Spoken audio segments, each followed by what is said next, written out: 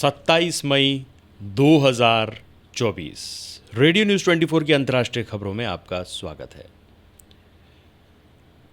Gaza के refugee camp पर हुए हवाई हमले में 35 लोगों की रविवार 26 मई की देर रात मौत हो गई। मरने वालों में ज़्यादातर बच्चे और महिलाएं हैं। फिलिस्तीन स्वास्थ्य मंत्रालय का दावा है कि ये हमला इजराइल ने किया है। हमले में दर्जनों लोग घायल भी हुए हैं। CNN की खबर के मुताबिक गाजा के अधिकारियों और फिलिस्तीन रेड क्रिसेंट सोसाइटी ने कहा कि हमला रेफ्यूजी कैंप पर हुआ है। अधिकारियों ने बताया कि इजरायली कब्जे वाले इन क्षेत्रों को सेना ने सेफ जोन घोषित किया था, लेकिन जब विस्थापितों को यहां पर रखा गया तो हमला वहां पर किया गया। वहीं इजराइल डिफेंस फोर्स IDF ने हमले की पुष्टि की और कहा कि उसने राफा में हमास कंपाउंड पर हमला किया, जिसमें कुछ समय पहले आतंकवादी काम कर रहे थे। IDF ने कहा कि हमले के बाद लगी आग के कारण कई नागरिकों को नुकसान पहुंचा है, जिसकी जांच की जा रही है। हमास की अल कसिम ब्रिगेड ने इजराइल की राजधानी तेल अवीव में रविवार को एक बड़ा मिसाइल हमला किया। सोशल मीडिया पर एक बयान में हमास की रक्षा शाखा अल कासिम ब्रिगेड ने कहा कि इजरायली नरसंहार के जवाब में यह कार्रवाई हुई है।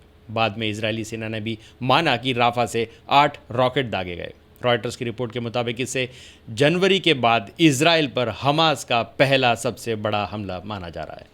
हमास अलग-सा टीवी ने बताया कि रॉकेट हमले गाजा पट्टी से किए गए। रिपोर्ट के मुताबिक इजरायली सेना ने संभावित हमलों की चेतावनी देते हुए कई शहरों में सायरन बजाया। गाजा के राफा में इजराइल से जारी जंग के बीच हमास ने दावा किया है कि उसने कई इजरायली सैनिकों को बंधक बना लिया है। शनिवार को हमास की अल कासिम ब्रिगेड के प्रवक्ता अबू उबैदा ने एक रिकॉर्डेड मैसेज के जरिए इसकी जानकारी दी। हालांकि कितने सैनिकों को अगवा किया गया इसकी जानकारी सामने नहीं आई है। न्यूज़ एजेंसी रॉयटर्स के मुताबिक उबैदा ने कहा कि हमलों के बीच हमारे लड़ाकों ने यहूदी फोर्सेस के लिए एक सुरंग में जाल बिछाया। जैसे ही वह टनल में दाखिल हुए, हमने उन पर हमला कर दिया। इस दौरान कुछ इजरायली सैनिकों की मौत भी हो गई, वहीं कई घायल भी हुए।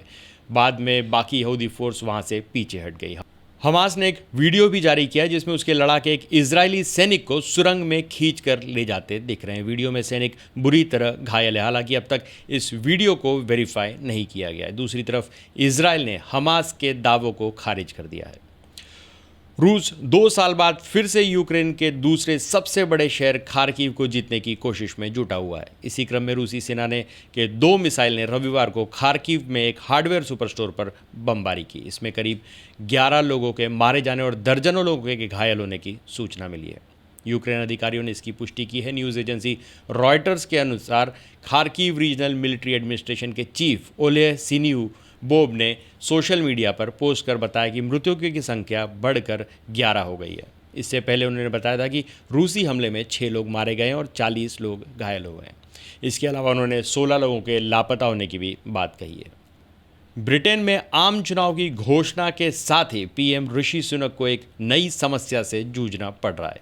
सत्ताधारी कंजर्वेटिव पार्टी में लगातार सांसदों का इस्तीफा जारी है। हाल में ही टोरी पार्टी के पुराने नेता माइकल गोव और आंड्रे लिस्डम ने राजनीति को अलविदा कह दिया। इसके साथ ही सुनक की पार्टी में राजनीति से संन्यास लेने वाले कुल सांसदों की संख्या 78 हो गई है। माइकल गोव से पहले रक्षा मंत्री बेन वेलेस, पूर्व PM Theresa May, Sajid Javid, Dominic Raab, Matt Hancock, Nadhim Zahawi जैसे दिग्गज भी अगला आम चुनाव लड़ने से मना कर चुके हैं।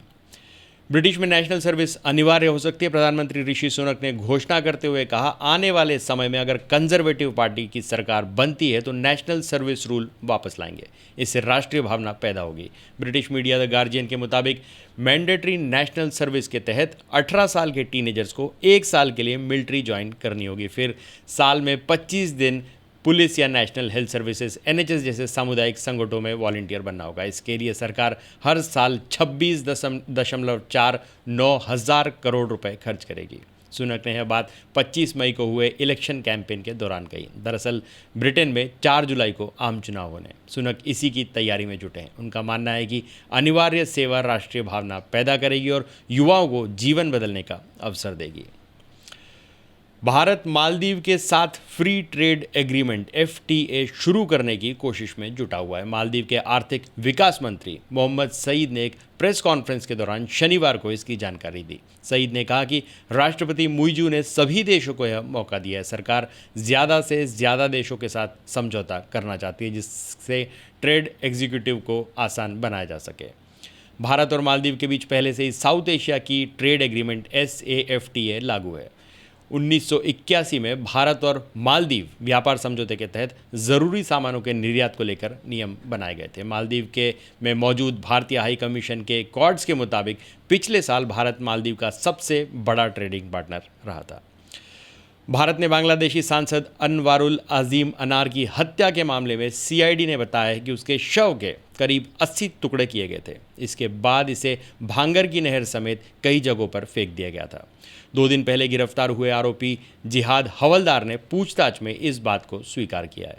वहीं बांग्लादेश के खुफिया अधिकारियों ने मामले में नया दावा किया है। न्यूज़ एजेंसी PTI के मुताबिक अधिकारियों ने आशंका जताई है कि अनवारुल अपने अमरीकी दोस्त और आरोपी मोहम्मद अख्तरजुल-जमा के साथ सोने की तस्करी का रैकेट चलाते थे।